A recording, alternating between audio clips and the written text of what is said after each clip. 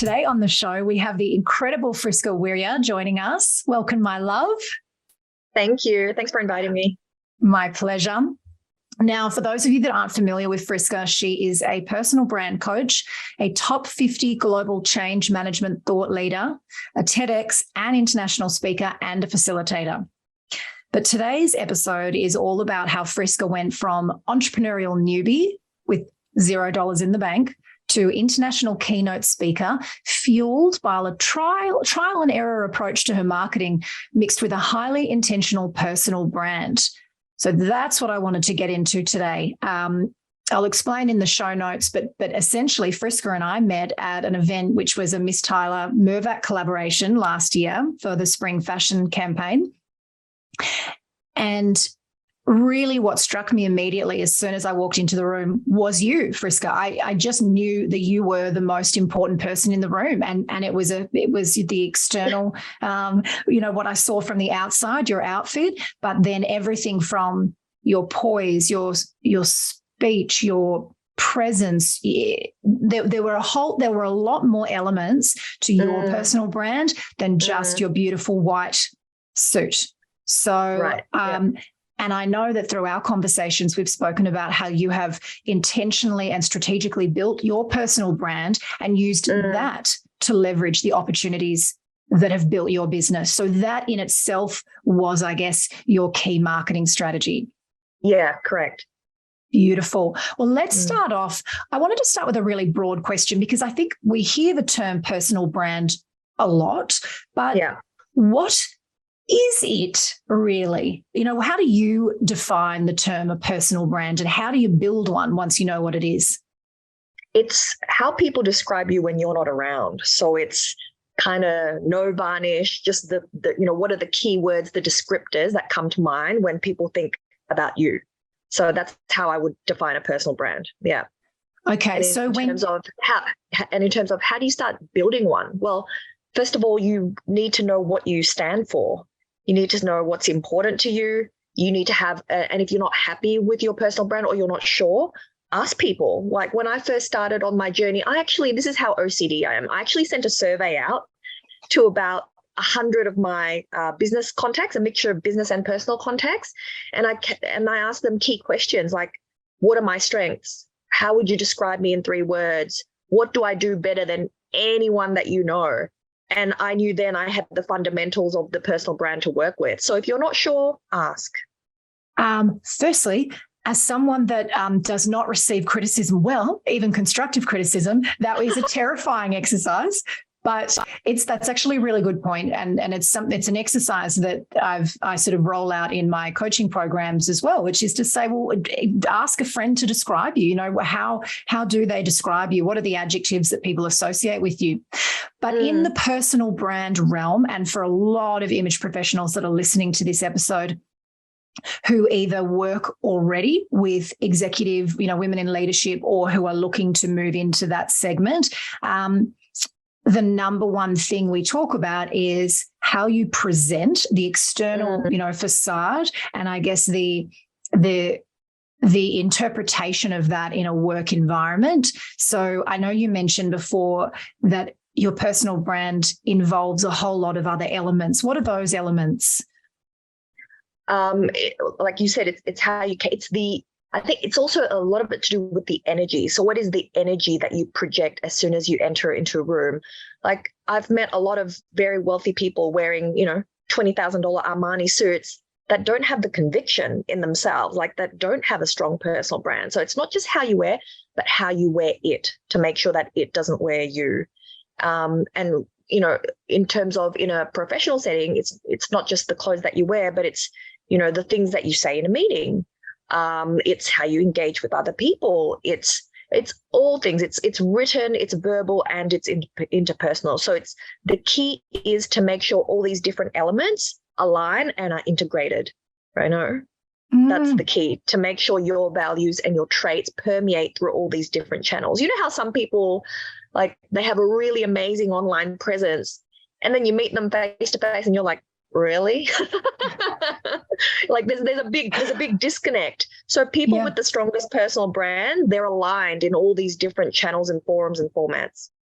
So how did you start? I mean, as we said, you started your business without any investment, without anyone helping you, and you had to leverage the only asset you had, which was yourself. Correct. What was that journey like? Like, how did you become the polished, like chic as fuck version of yourself that you are now? Well, I've always, for as long as I remember, I've always liked, dressing up and being feminine and blah, blah, blah. And I didn't realize how to channel all that, because I was actually penalized for that in the workplace.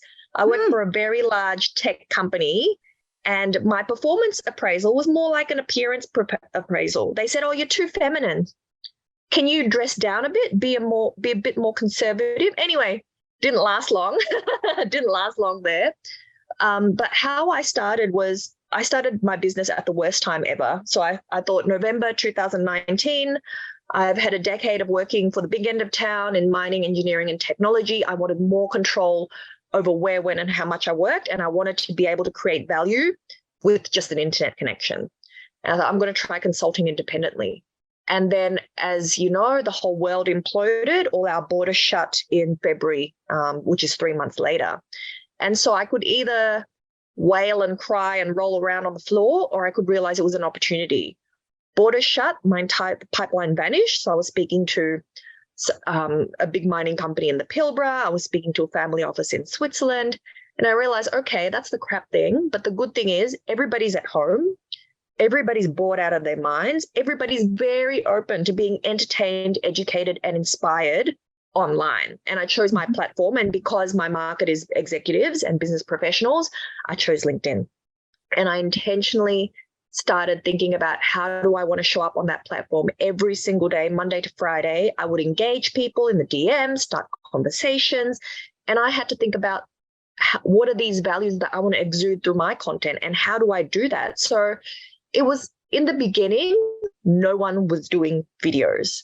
So I started doing videos. I started doing 60-second, really short and sharp things, like 3 tips on how to, elevate your presence, like 4 tips on how to encourage engagement in meetings. So that's really what helped me grow my following from 5,000, and it's nearly 48,000 now. It was the videos. Wow. Yeah. And I had to change with the times. Now I don't do as much videos, because now what gets the most eyeballs is carousels and long form text with a really good photo. So you have to keep on top of these changes in the platform, no matter what platform that you're on. Algorithms change all the time, and it pays to invest your time and effort in making sure that you are, because it takes a lot of time and effort to create content and make sure that it's on brand. So you want to make sure, if you're going to go through the trouble of creating it, then you want to make sure that you have a strong community that can actually enjoy your content. And to do that, you have to be on top of the changes in the algorithm. But let's go back to the beginning. As you said, when you started on LinkedIn, you had a smaller audience, and then you grew it to 48,000. And I like that you said that you had to Monday to Friday do this. Again, one of the biggest misconceptions is the concept that you can become an overnight success, or that businesses just blow up. It is hard work consistently, even when you feel bored and uninspired. So out of interest, how long every day were you spending on that platform in the beginning? 2-3 hours a day. Yep.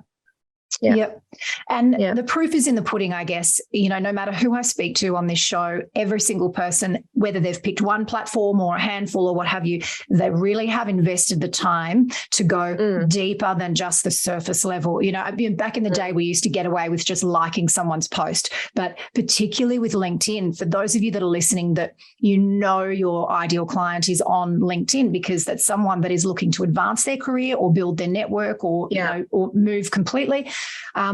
They're looking for ways to do that, and so it's obvious what content you need to create for them if you know who you're trying to market to. But it does take a little bit more than just liking a post or sharing something sort of surface level. So, what, out of interest, what articles or what long form content topics seem to resonate the most on LinkedIn for you?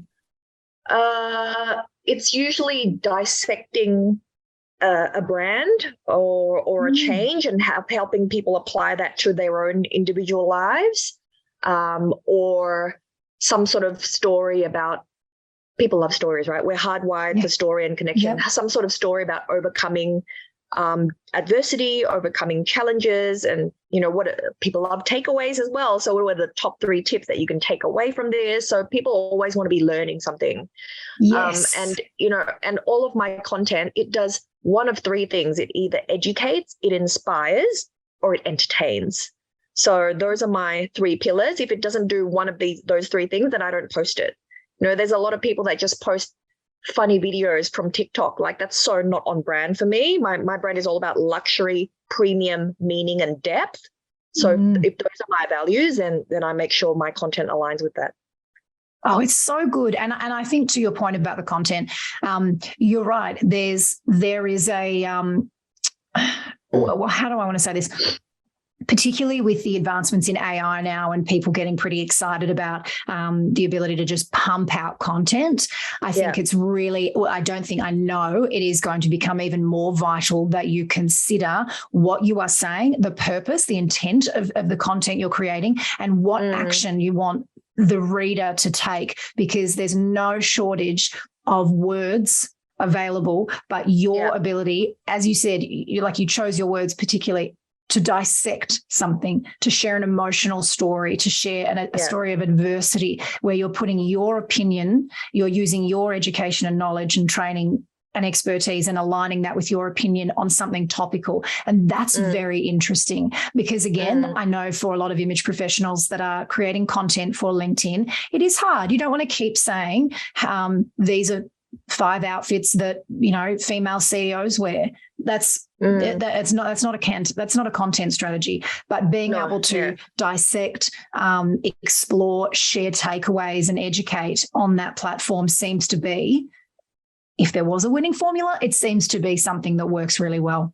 Yeah, and I also love to share stories from history that always seem to get really good traction. And it's all to do with what I do. It's all about, changing people's perceptions. Like, for example, the Eiffel Tower. So not sure if many people know, everybody hated it when it was first built. There was protests, etc. But now it's the most loved and most photographed monument in history. Florence Nightingale, another one who totally revolutionized hospital sanitation and the nursing profession, and she educated physicians on the importance of hygiene. Like, those sort of things relate to what I do. But then it's easy. Then I just think of, okay, who are famous people in history, famous moments?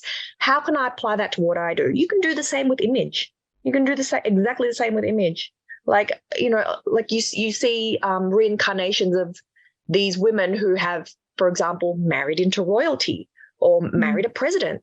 And then you see the before and after of the image, like, holy moly, like Mary, who's married to Prince Frederick of Denmark. She's totally, completely changed her brand image. So you can also do things like that, like go back, look at examples that people can easily relate to and are quite well known, and then put your own spin on it from an image perspective. God, that is such a good idea, guys. Rewind and write that down. It is such a great idea. Plus, it's interesting and it's different. Therefore, it's going to capture attention. And that makes me think how important it must be for any image professional that is hoping to sell that type of transformation to clients, that they themselves have a very, very intentional, clearly identifiable personal brand, right? You can't sell it if you don't look the part. If you don't look the part, or you've got an invisible social profile at the end of the day. Like, a lot of people say yes to me because I've got a vault of wisdom and thought leadership backed up behind me. 2 years ago, no one gave me the time of day. But you don't get to where I am today if you don't invest the time in developing that vault, And you actually have a vault. One of the things that I loved, a little sort of marketing tactic, is in your email signature. I love this, actually, guys. Underneath your signature these are the 4 or 5 ways that someone can work with you. Access your vault of information, workshops. I know you've got download an ebook my as well. ebook, whatever. Yeah. It's so smart. It's smart because straight away,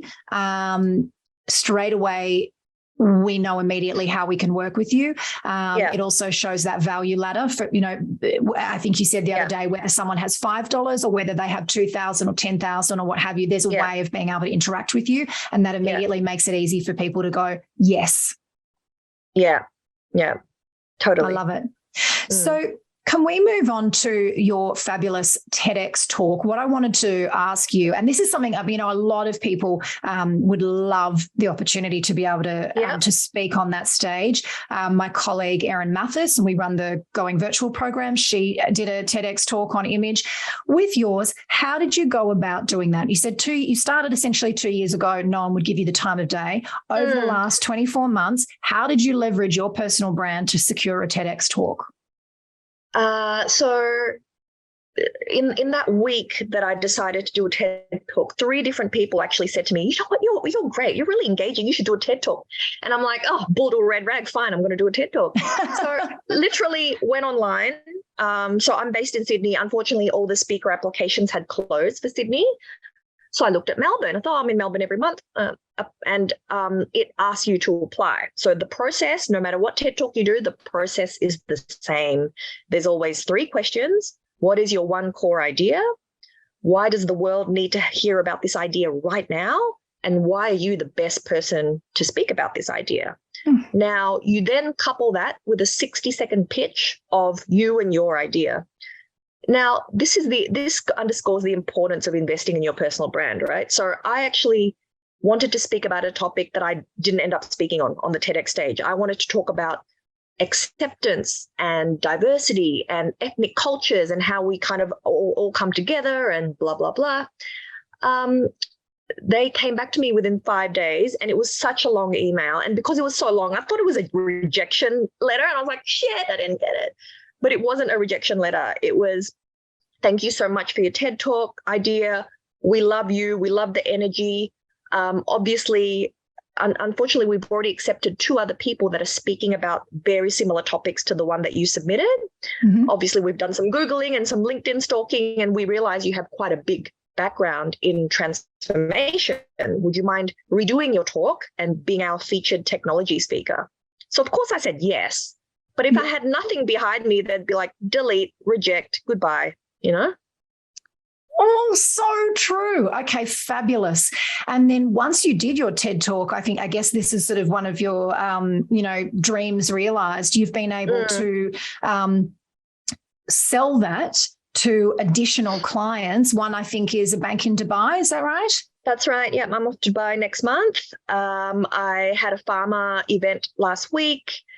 2 weeks ago, I had an investor conference, and later in the year, I'm speaking at Digital Transformation Live in Sydney, which is the biggest DT event in the country. That is incredible. So how did you go about, once you've got your TED Talk and you've got the recording, are you sending out press releases? How are you securing those keynote speaker opportunities? My platform is LinkedIn. And if I could suggest to people that are listening today, choose a platform, dominate the hell out of it, and then diversify into other platforms. So I've been on LinkedIn 2 years. It's just all through my LinkedIn content. That's how I get it. And I've only just started on Instagram about 3 months ago. So I haven't realized any value from that yet. But yeah, so LinkedIn is the answer.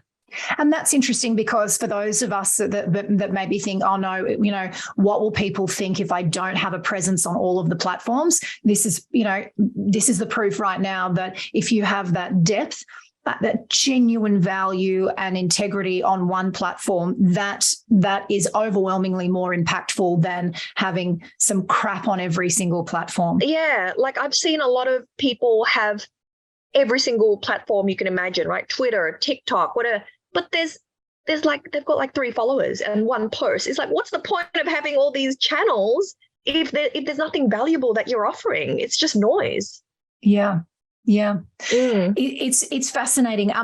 I've noticed a lot of people choosing LinkedIn and then thinking, okay, I'm not too sure how to go about it. But I also think that we worry, what if I make a mistake? So, are there any mistakes or I guess the opposite of best practice, what are some of the things that maybe people would look to avoid or just be mindful of when they are engaging and creating content for LinkedIn?